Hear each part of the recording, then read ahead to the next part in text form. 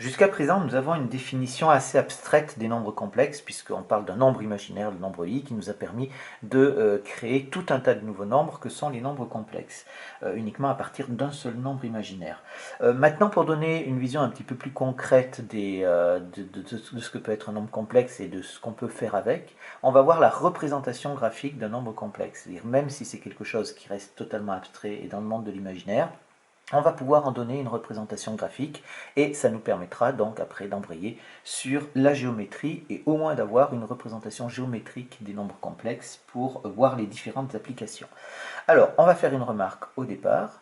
Donc la remarque, c'est qu'un nombre complexe est entièrement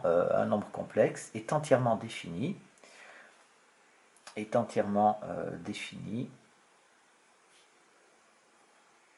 par la donnée de sa partie réelle et de sa partie imaginaire. De sa partie réelle et de sa partie imaginaire. Je rappelle que la partie réelle et la partie imaginaire sont des nombres réels. D'accord? Donc, par la donnée du couple AB. Par la donnée du couple AB. Pour Z, bien entendu, qui est égal à A plus BI.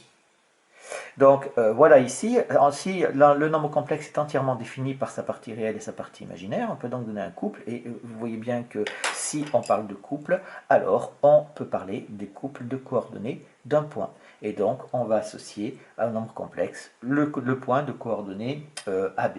Donc le plan complexe, alors on va prendre le plan complexe. Alors attention pour le plan complexe, il est muni d'un repère orthonormal OUV. Alors, au UV, on ne prend pas I et J parce que la lettre I est déjà utilisée pour le nombre imaginaire I, et donc pour y avoir des confusions au niveau de l'écriture. Donc c'est pour ça qu'on prend OUV quand on est dans le plan complexe. Et on va dire à tout nombre complexe Z est égal à A plus BI. On associe le point M du plan complexe, le plan M du plan complexe de coordonnées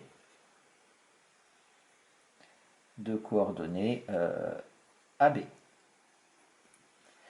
Alors attention, il va falloir bien différencier, on travaille avec les coordonnées, le nombre complexe, etc. On va se donner un nouveau vocabulaire qui va nous permettre de travailler beaucoup plus simplement. Donc ici, on va marquer vocabulaire, on va le mettre dans la définition.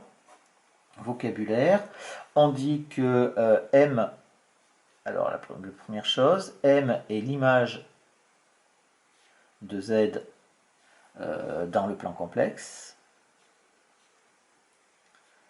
Voilà, premier terme de vocabulaire. On parle d'image. Pourquoi? Parce que on dit que à tout nombre complexe, on associe. Quand on parle d'associer, c'est le mécanisme qu'on fait avec les fonctions. À tout réel, on associe son image. Là, ici, c'est un petit peu la même chose. C'est quelque chose qu'on utilisera peu, mais que vous pouvez rencontrer dans les exercices. On dit que M aussi est la représentation graphique. Représentation graphique de Z dans le plan complexe.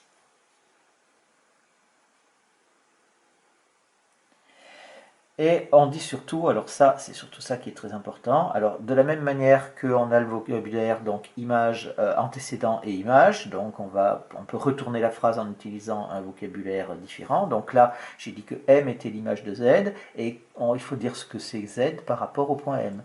Et on va utiliser un nouveau mot, on va dire que Z est l'affixe du point M. Et on écrit M, entre parenthèses, on met Z, qui se lie de point M A pour affixe Z.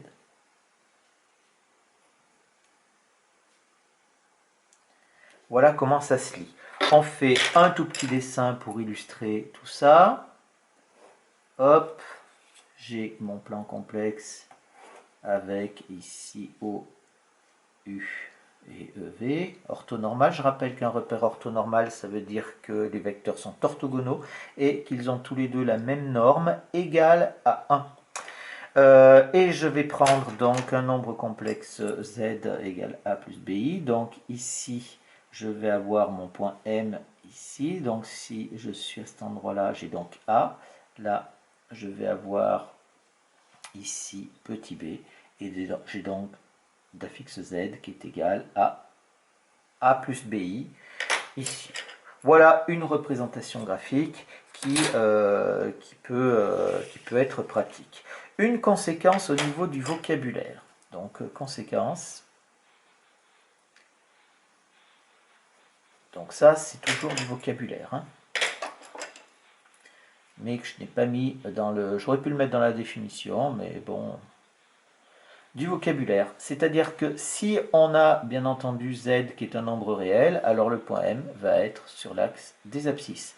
Et si z est un imaginaire pur, le point M va être sur l'axe des ordonnées. Donc ici, l'axe dans le plan complexe,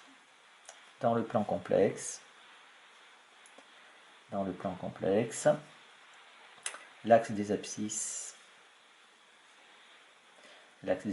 on l'appellera plus l'axe des abscisses, mais ça va être l'axe des réels, puisque c'est là où on va avoir bien sûr tous les nombres réels, enfin les points qui sont les images des nombres réels, et l'axe des ordonnées, et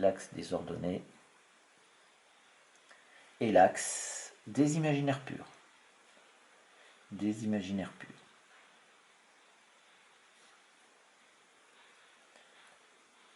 Voilà, une dernière remarque pour cette représentation. Remarque, l'avantage est que qu'en géométrie, au lieu de travailler avec deux coordonnées,